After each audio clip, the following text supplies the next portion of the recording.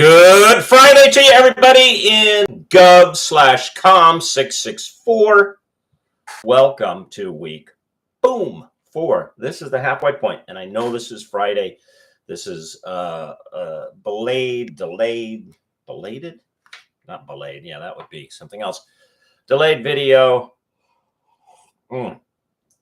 Clearly not sufficiently caffeinated, but I am working on it. With the Memorial Day weekend, and then I've been having some work done on my office, having some exterior work done, and they've been banging and pounding, like they're building the pyramids or something. And so the opportunities for me to get here in front of the camera and to get the video from you have been diminished, but here we are. Okay. Week 4. So this is our halfway point through the semester. By now I hope you're in the rhythm of things. Okay. A couple of things coming up this week for you to pay attention to. First of all, in terms of what we're doing and what we're reading. Okay.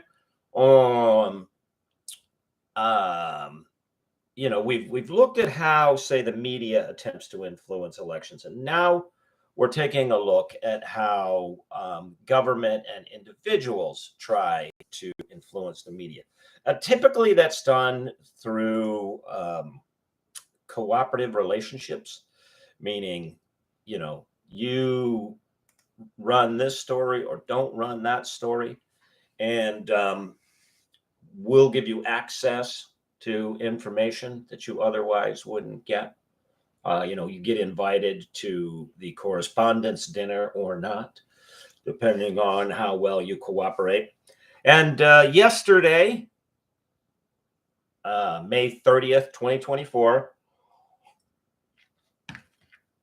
wherever you fall on this, the issue was an historic day for the country. Never, ever, never in the history of this country has a president been tried and convicted in a criminal court. And again, because I'm going to keep my politics out of our class.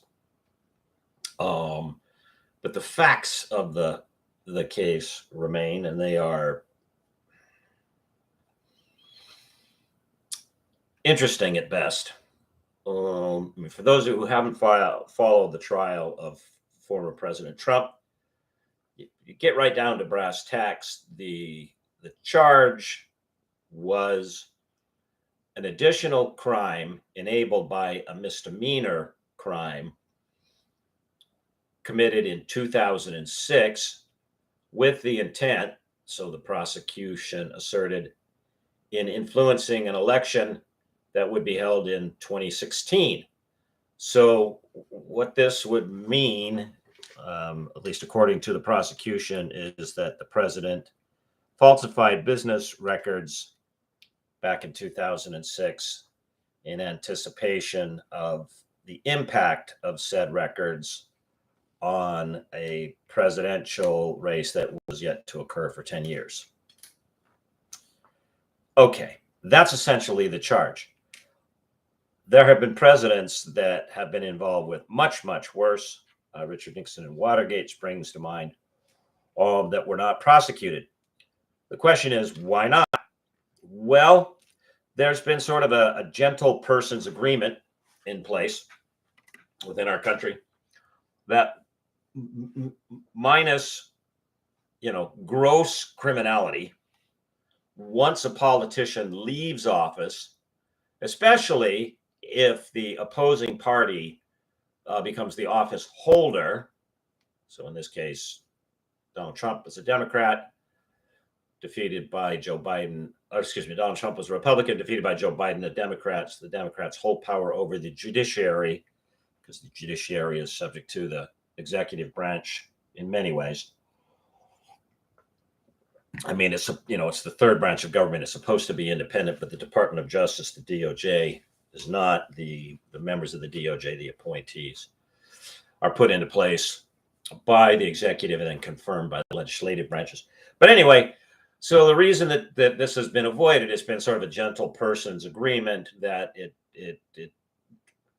does the country no good to even inch towards a cycle in which one party is thinking, oh, wait till we get in office and we'll get you out, then we'll use the power of the judiciary to make your life miserable.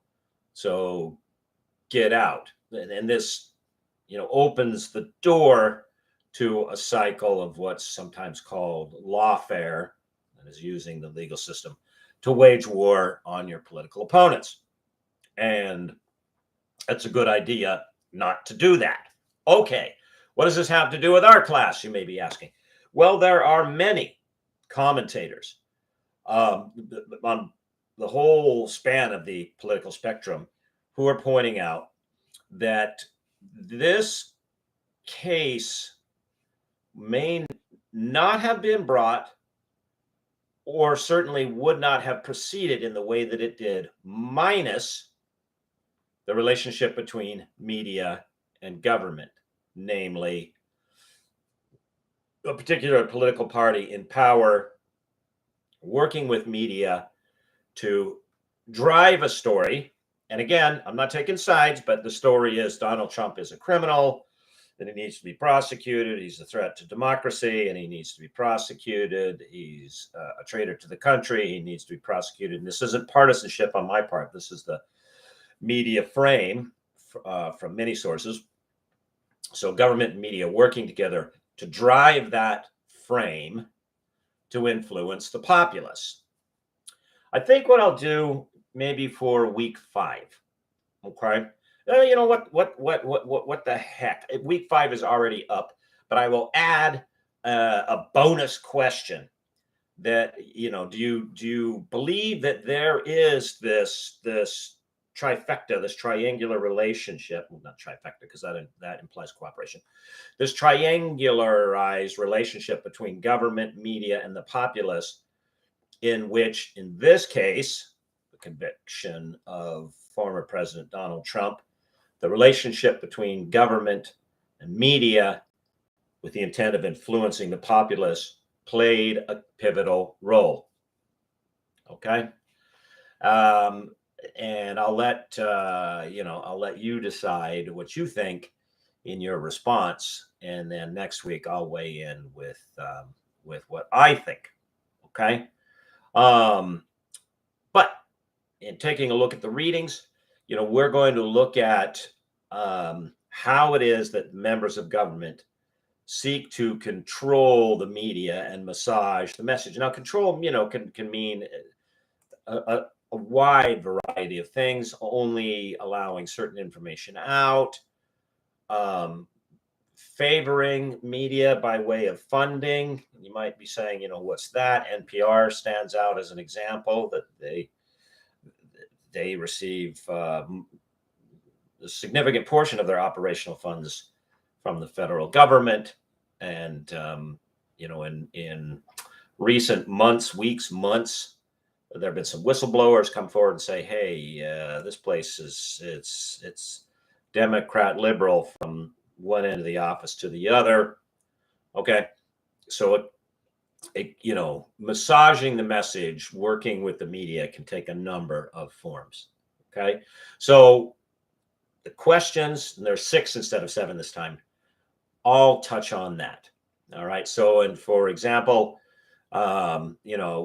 consider some members of Congress who have taken to using social media to advance themselves. And the term here that we use is individual entrepreneurs, to advance themselves as a means by which to advance policy agendas that they have. Okay. So again, as always, from the 6 or 7 or how many is on there, pick 3, answer those, and then you're free to discuss with 3 other members of your class any other 3. You can stay with the ones you picked, or you can pick other ones, or whatever you have. Okay.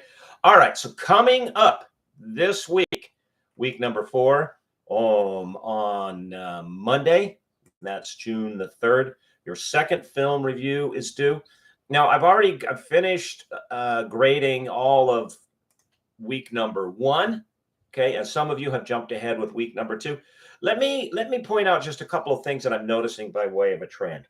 Okay. I mean, you're summarizing the film. Okay, great. But what I need you to do in particular, and a summary sets the, sort of like the introduction to a research work. Okay, it sets the backdrop for what you're going to do. But what I also need you to do is to make note of any themes in the film that we are also dealing with in the text. Now, here's the tricky bit. So if you're jumping around in the film list, and that's okay, we're not covering all themes during all weeks. So you may have to jump ahead to